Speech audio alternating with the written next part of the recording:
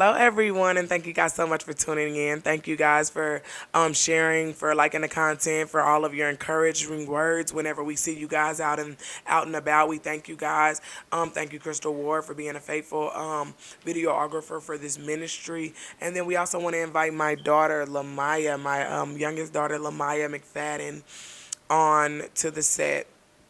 And then we want to do like a call and response content video today. And our first question for Lamaya is, why do you love Jesus? Because he provides for me every single day, even whenever I'm upset with him. He still provides for me, and um, anytime I'm in a bad mood, he's always there for me, no matter what um is going is going through It's okay.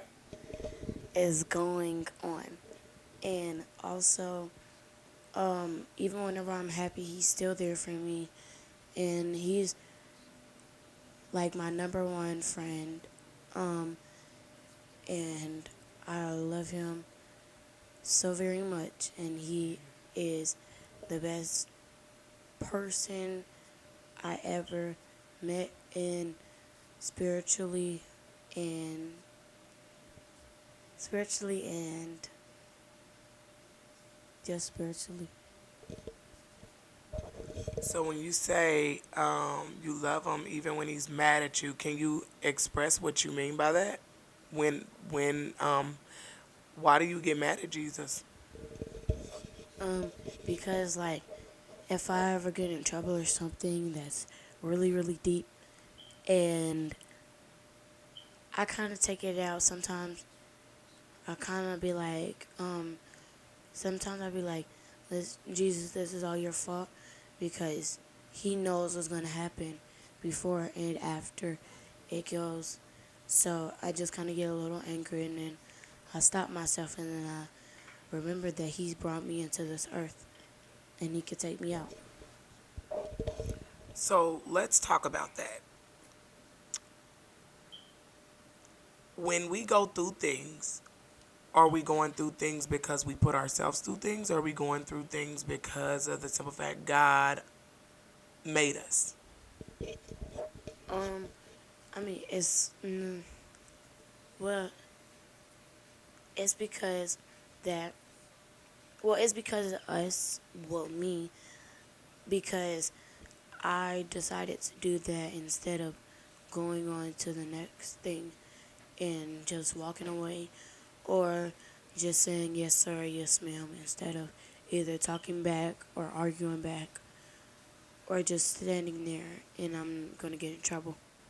So let's go ahead and expound on that. I feel like a lot of people, a lot of times in my life, I have done stuff contrary to what God has forbidden in the Word, right?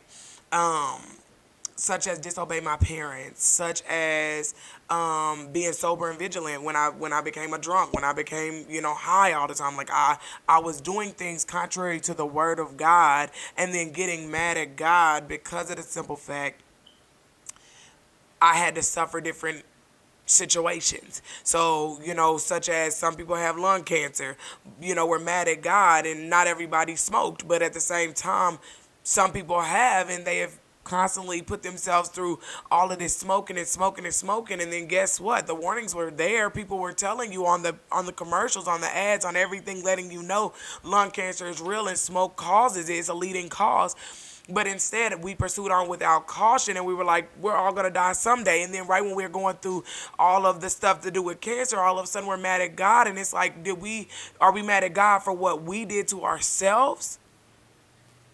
And so then we have other situations where in most cases, like your family member is going away from the house, and somebody tells them, hey, grandma calls them and tells them, hey, you shouldn't be with that crowd, hey, you should come on home, hey, don't go out today, don't do this today. And next thing you know it, that individual runs out anyway and gets shot and killed.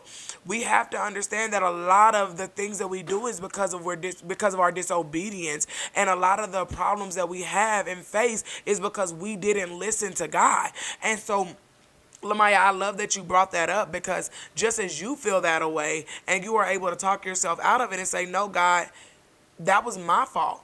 You took responsibility and said, God, like, I messed up. I made that mistake. I shouldn't be blaming you for it. Is that what I heard you say?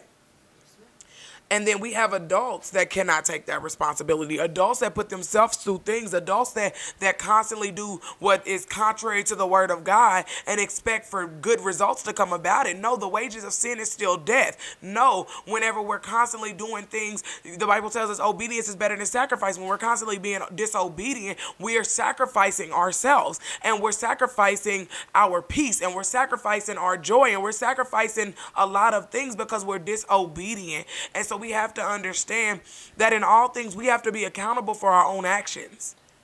God is not always the problem. God is, and not saying always, God is never, never the problem. Everything that he has done is intentional. Everything he has done is for a reason. Everything he has done is to get the glory. But in the same sentence, we also have to understand that a lot of the stuff we put ourselves through, we did that.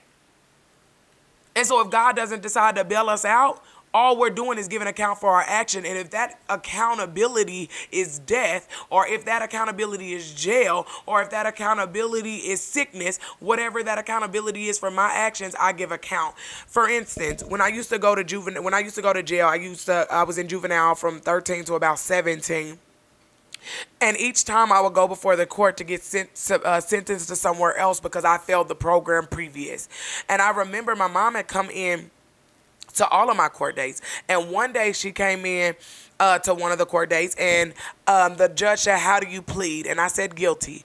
And so the lady said, "Okay, you'll be going on to Hilltop." And then the next time I came in, the judge said, "How do you plead?" And I said, "Guilty." And so they said, "Okay, you'll be going on to Watkins Mill." The next time I came in, she said, "How do you plead?" I said, "Guilty." And then she sent me on to the next place. And I need you to understand, one day, my mom, that third time I said it, my mom pulled me to the side and said, "Boo, why do you keep pleading guilty? You could go home." I said, because when I am innocent, she'll hear me. When my mom and my dad taught us to be accountable for our actions. And I feel like there is a big lack of accountability for adults. Everybody wants to be mature. Everybody wants to be grown until it comes down time to take an accountability for your actions. When we are wrong, we are just wrong. But thank God we live to do it again. We live to try it over. We live to fix it. We live to do that. And so I just wanted to say, as my daughter brought that up, just, be okay with being accountable. Accountability takes you to a place of maturity. It takes you to a place of growth. And so we just want to make sure that we are being accountable for our actions and know that God is not always the reason why stuff happens in our life. Sometimes it's our disobedience and our negligence and our constant rebellion that is putting us in circumstances that we should not be in. Lamiah, what would you say to your friends of your generation? What would you say to them? How would you encourage them right now? Well, sometimes you might get down, or sometimes you'll get mad or sad or anything. But if you get sad, don't blame it on other people, because it's technically, it is your fault, because like if you're in trouble or something and you technically blame your parents for that, you're going to blame them because you don't want to get fought for. You don't want it to fall on you, so you're going to want to blame it on them. But if you do, it's just going to hurt you and nobody else, just yourself, because you're blaming it on other people instead of taking accountability and saying that it is true and you did do it. So how would you encourage them? What would you say to them, just in general? Like, what would you say? You're going through some things, you're going through this, you're going through that. What would you say to encourage your peers today? I know that a lot of people are going through, like, cancer, people getting shot right now, and a couple of other things. But you can go through it. Jesus, I messed up. You can get through it? You can get through it no matter what. And if you pray and pray, Jesus will answer your prayers, and You got this, and don't ever stop praying. You got this. And I just want to encourage the generation on today and let you guys know that you guys are loved. You guys are loved, and no matter the amount of stupidity that our world is trying to bring to you and present to you and lay it at your feet and act like it's your duty to pick it up, I need you to know that some of you guys come from good homes.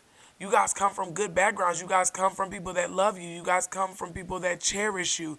And when you hang out with the wrong friends that have nothing to lose, 9 times out of 10, the person that loses everything is the person that had everything to lose. And so if you have friends that is constantly trying to get you to do crazy things, you got friends that you done been in shootouts with and other things, we need to learn to separate ourselves from that and save our own lives.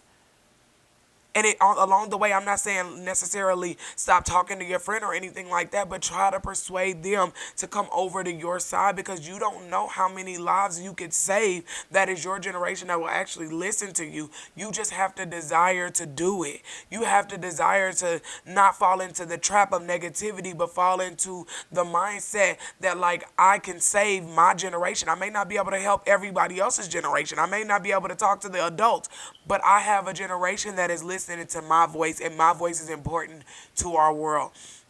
For all of you teens that are not getting in trouble, for all of you teens that are in school doing your part and doing what you can to make sure that that you are successful, we just want to applaud you. We want to tell you keep on going. For all of you children that just graduated, congratulations.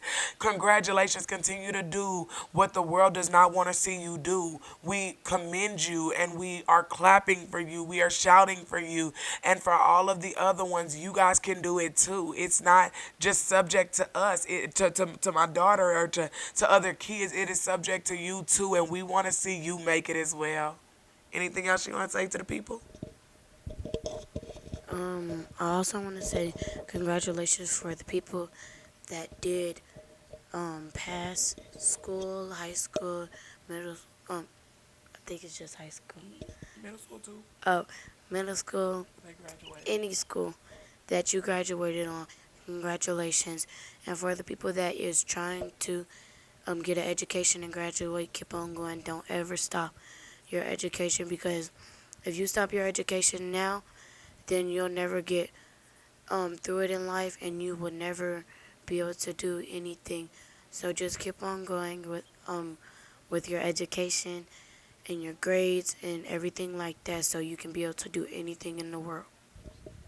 And we encourage you to get to know Jesus, because while you're trying to do anything in the world, you have to know that anything that you do in this world is going to be a yes or no by him. And so if you get to know Jesus, he will lead you, he will guide you, he will direct you in all of his righteousness and all of his truth. We love you guys, and God bless.